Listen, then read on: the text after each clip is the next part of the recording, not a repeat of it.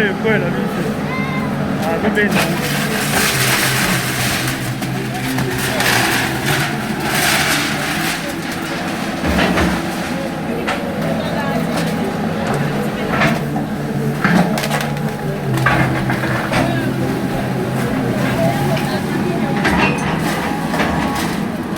Bientôt la pluie va commencer. Est-ce que Bato a eu précaution? Est-ce que notre gouvernement ou le bourgmestre de ces communes, est-ce qu'il se promène avec les gens pour la voter là-bas, la trajectoire il va tracer? Regardez d'abord, regardez. Bon, tu as vu mon bilili, où ils allaient pour ça, mon nez va conduire la biso, bazali ko ça et la biso na Engomba. Mon conduit Kinshasa, où ils allaient ministre Léon Mulumba bazali ko ça ya monene, où ya ko ya pe na bisika où parce que to bandaki na première ri na bena bandeko, et to bandaki na première ri, to ko poussa na malembe pour la kota la nyonso. D'abord, est-ce qu'on peut imaginer Mouta Tongandako à venir à terrasser? Vous trouvez ça normal? Yo tongi ndako check clôture mais terrasser à la raté. Quel est le place aussi terrasser à la raté? Caniveau est la première chose au Maïko Luka place Kende. Quand il n'y a pas de caniveau, il y aura toujours des inondations et puis Maïko Luka place terre. C'est ça. Et puis humidité à Maï avec le temps, Mirekwe oh, Toka Basango. Tarandeko oyo atongi à l'équipe enda limite. N'a pas ceux qui n'a qu'à tes alignes maleka qui limite. Ya bisika oyo. Donc voilà, bongo na bilili bino moko ndenge ndeko aleki limite ya bisika oyo. Na beneli bino na bilili bomona juste na coin wana ezali coin oyo ekaboli naloba deuxième riz et coin nango yango wana kobanda koya boye ndenge tozali kozonga bokomona ete kuna tozali na ngambo tozali kokende troisième riz juste awa nyonso ezali sima na bandeko mosusu batonga bandako na bango bozali komona ngambo ya gauche ndenge bandeko bafandi batonga pe ndako kaka pembeni ya rivière Kalamu. Et aussi découverte ya monene ezali ete toyei kodécouvrir pont oyo traverse oyo esalama likolo ya rivière Kalamu.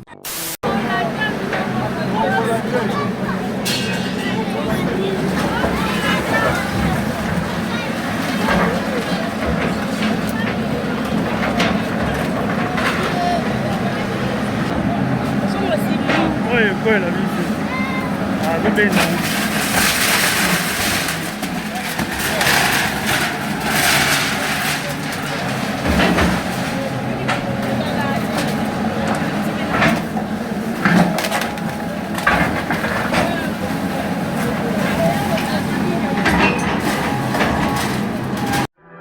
Amplis News TV.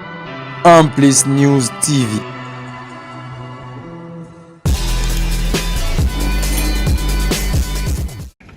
Voilà, bonjour tout le monde, bonjour chers internautes. Vous qui nous suivez sur Congo Vision Télévision, je vous espère bien portant. Moi également ça va, je vais bien par la grâce divine, tout va bien. Nous allons awa, tozongi bilon lisusu na commune alimité.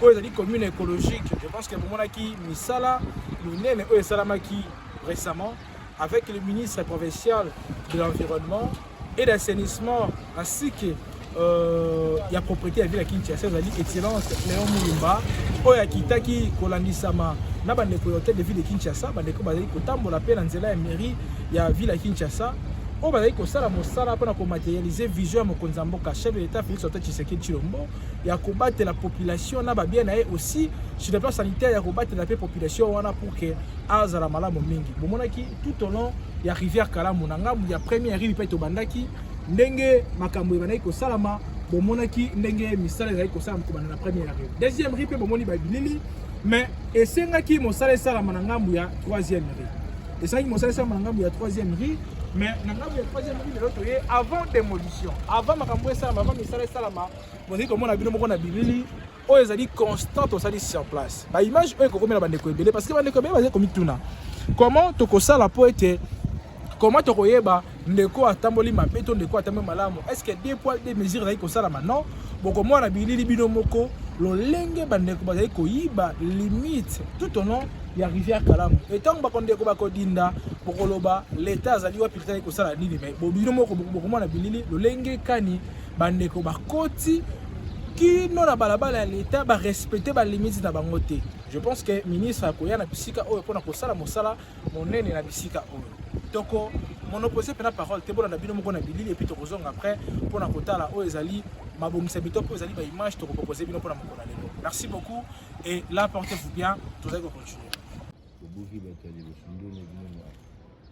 Donc voilà. Bon bandi komona penza na bilili o nyonso ezali derrière o ezali derrière kolonga limité deuxième mari ko keneti na limité troisième mari. Ndenge bozali komona na bilili. Donc tozali kozonga pe na ngambo mosusu wana mpona komona ndenge bilili ezali kotala. O tozali kofilmer o ezali couvent ya ba maser ndenge ba information toujours sur place. En gros, je pense que tant que excellence y est mon corps sur le terrain, dès qu'on constate banani, balekin de l'auto banani balekin de l'auto. Mais à tout avant première il y a démolition. Pour vous là déjà ndenge mouvement topé mosala et ko sala ma awa ya monene na sima o nyonso ezali na commune limité to rappela bande ko to na commune limité première rue d'Ilandos donc na ngambu ya industriel ndenge tozali awa donc na niveau oyo quand même mai ezali kokule mais eyo senga na mai efungwa monene po ete ko battre la population derrière non seulement sécurité sanitaire mais aussi sécurité ya o etali makambo ebele et puis mai tango ezali ko circuler librement et battre la population na makambo mosusu donc voilà nga mosusu ko mona mai kotinga musuma ekondi nyonso wana ezali po ete bandeko bazali kosala misala to pe bazali kotonga nzinga ya rivière Kalamu ni bozali komona bilili bazali kolakisa bino ndenge kani mosala ezali kosala matope mosala monene oyo kosala na bisika oyo bandeko ebele bazali kokondamner bakonzi misu bazali koencourager mais il faut kotala plus tosali belema oyo mpona bandeko bazali kodécourager bakonzi bazali kolela ete bakonzi bazali kosala penza mosala te botala bino moko na bilili oyo ezali mosala monene bakonzi na biso bazali kosalela biso na baengomba mokonzi Kinshasa oyo ezali ministre Léon Mulumba azali kosala ya monene oyo akoya pe na bisika oyo parce que tobandaki na première rue na rappelé na bandeko et tobandaki na première rue oyo kopusa na malembe pour kotala nyonso donc voilà bozali komona bino moko nyonso na bilili bozali komona bino moko nyonso na bilili donc voilà toyei kopusa na kote o mai ekondi na niveau oyo mai ekondi nini ekondisi mai bino moko bozali kotala na bilili bokopesa biyano nini ekondisi mai bokopesa biso biyano eloko nini ekondisi mai jusqu'à ce point ezali pena moko ya badécouverte tozali kosala na milieu oyo to pe na espace oyo bozali komona bino moko na bilili donc voilà ezali pena mosala monene ezali kosala mara donc voilà bonjour papa. Bonjour. Yo tomoni ozali pe moko ya bakongomani et ezali koexpliquer biso plus oyo ezali danger oyo bozali kokourir nango derrière babimaka bakambo nyonso ezali kosala na bisika oyo mais déjà message ezali ya kopesa na bakonzi De 1, je vous en prie. Toza na ba usine ya oyo fabriquer ba plastique. ok Ba usine wana je ne sais pas comment va se comprendre dans le gouvernement na biso. Pour biloko oyo yango ndezo créer et ont bouché ba terrasser et puis de deux encore. Les gens ne savent pas où jeter indice oyo na ba poussate na ba poubelle. On ne sait même pas. Ils jettent ça n'importe où. Bientôt la pluie va commencer. Est-ce que Bato a eu précaution? Est-ce que notre gouvernement ou le bourgmestre de ces communes, est-ce qu'il se promène avec les gens pour la voter la trajectoire, il va tracer? Regardez d'abord, regardez. Regardez, voyez?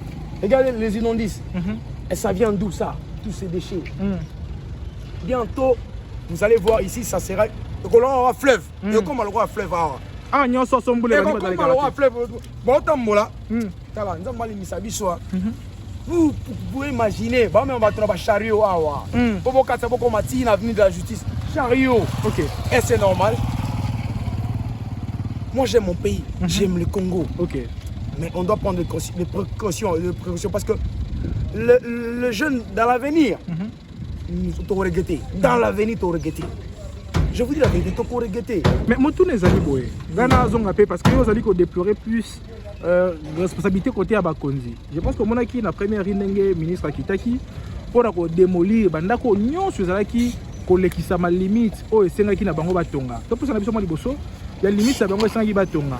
Est-ce que yo moko posa conscient lelo que parmi les éléments ils ont créé plus ba inondation na ville ya Kinshasa, ezali pe likambo etali kolekisa limite to pendelo ya o l'été a chakita musupo nzela o ya kalamu elexa pena mai nango malamu.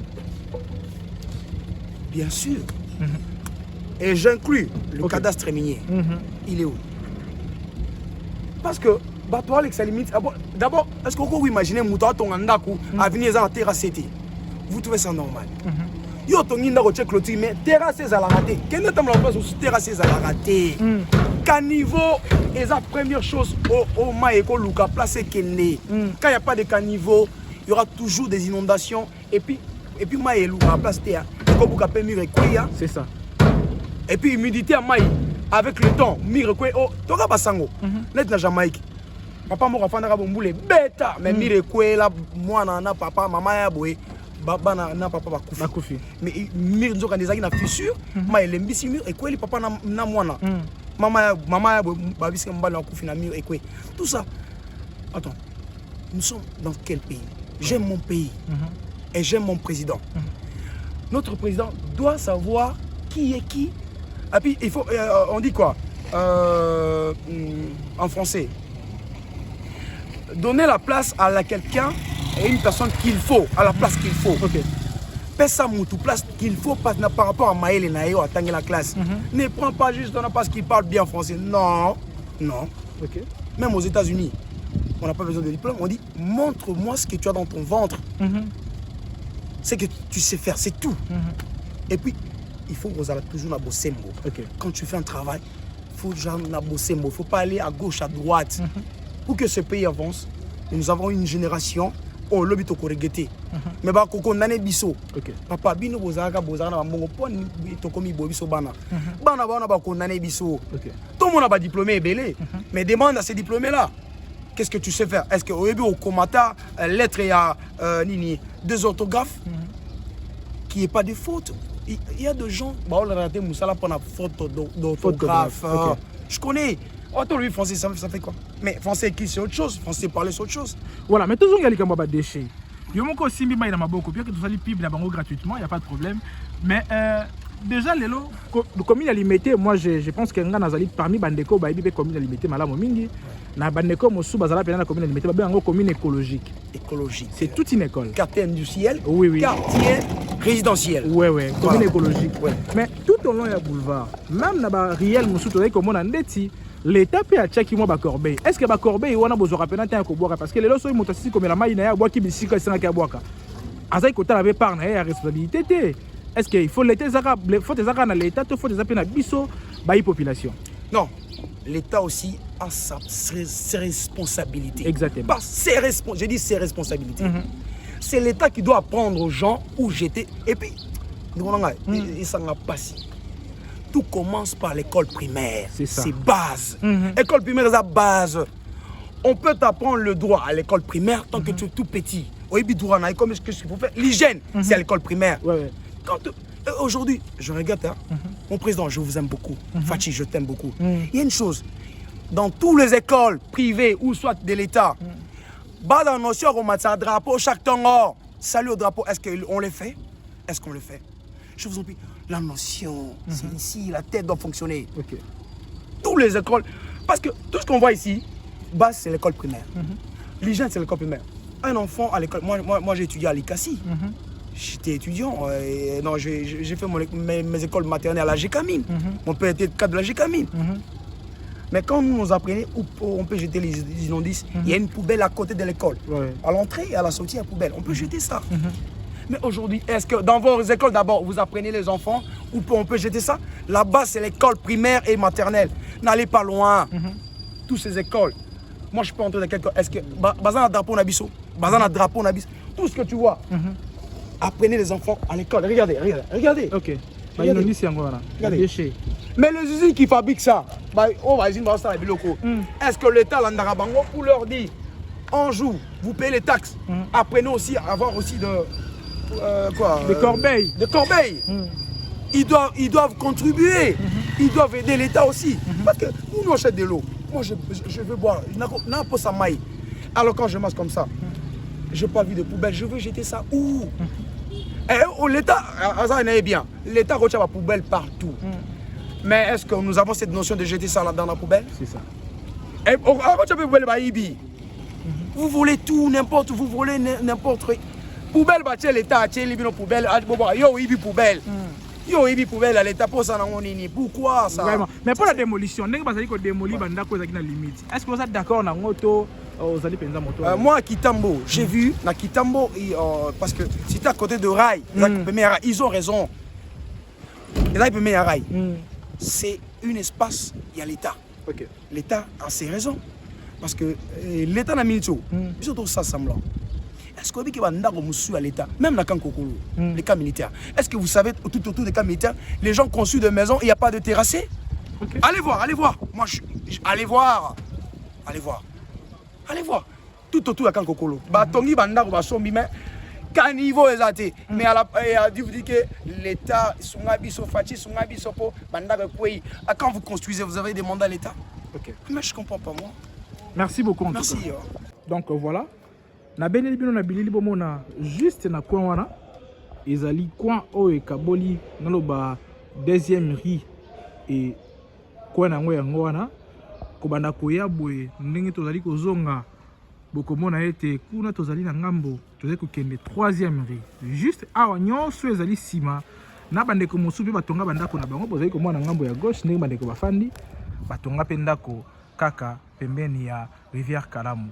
Et aussi découverte ya monene ezali ete toyei kodécouvrir pont oyo traverse oyo esalama likolo ya rivière Kalamu. Bozali komona ezali en métal et tokopesa mpenza kombo ya entreprise te mpona koprotéger mpe badroit na bango. Mais d'après l'information recueillie sur place, on nous apprend que ezali moko ya traverse oyo esalamaka avec les tensions reliées entreprise oyo na rail ya monene oyo lelo ezali penza moko ya banzela pe oyo l'État azali kotia penza makoki ebele mpona koréhabiliter yango. Et aussi ozali komona ndenge ezalaki traverse. Mais likambo ya pasi ezali nini? Bozali komona bino moko ndenge badeshe ekangami esika moko ekangami te po ete bandeko bayaki koboka yango na bisika oyo, mais ekangami po ete ebokamaki na bisika mosusu ebandaki kotiola na mai. Mais sauf que ezwi penza makasi te to pe force wana te ya koleka na bisika oyo. Pourquoi eleki te? Pont oyo naoti kobetela bino lisolo, pont oyo nde ezali kofrene circulation libre ya mai ya Kalamu po ete kati na ngambo mosusu. Bozali komona na ngambo wana mosusu ndenge mai ezali kokule, mais na ngambo oyo mai ezali kokule te. Donc yango mai ezali kofanda esika moko eloko moko te ezali kobouger, rien ne bouge. Dans le lobby rien ne bouge, cela veut dire rien ne bouge. Effectivement eloko ezali ko bouger awa ezali te. Bon moi nanga mwana ndenge mai ezali kofungwama kotambola. Mais ndeko tozui awa bien que aboyi kokota na bilili mayebisi biso clairement ete mai oyo ezalaki ya kokabwana ti na ngambo oyo nyonso. Et soki na ngambo oyo nyonso nzela ekangama bandeko bazaka su na possibilité te ya ko circuler même na nzela ya makolokolongwa troisième rue kino bakoma na deuxième rue ezali ete po ete bamakambo nyonso ezwa te ya kose créer na bisika oyo. Et l'État na ministre ya environnement nde bazali kosala mosala monene oyo bokomona ordre oyo kozonga awa oyo tolakisi bino avant démolition na après démolition. Parce que bandeko bazali komituna est-ce que bozokita ya koavertir nyonso wana ezali bamituna bino bozali kotuna, mais aussi ekozala pe moko ya makambo oyo tokoyela bino après mpona koluka koyeba lolenge kani makambo ezali kotambola. Donc voilà nde tokopesa bino penza ba explication ebele tokopesa bino réellement oyo ezali makambo to pe ba découverte tozali kosalela bino awa na bisika oyo nyonso ezali découverte monene avant démolition bomona. Et awa ezali pe likambo te ya deux poids deux mesures oyo bandeko mosusu bazali kodécrire. Non, il y a des gens où il y a des parcelles où il y a des personnes oyo bazali kosenga ete bapesa bango délai mpona kolongola biloko na bango ya valeur avant ba démolir bango oyo ezali penza découverte monene tozali kosalela bino awa kobanda na limité troisième rue nde topusanaki kino pembeni ya limité deuxième rue ndenge topusani maleme mpona kotala penza oyo ezali mosala leta ya kosala. Tozongeli bino awa tala ndeko oyo atongi aleki penza limite nayebi te soki na kati ezali nini malekaki limite ya bisika oyo. Donc voilà bomoi na bilili bino moko ndenge ndeko aleki limite ya bisika oyo. Donc voilà bozali komona na bilili. Amplis News TV. Amplis News TV.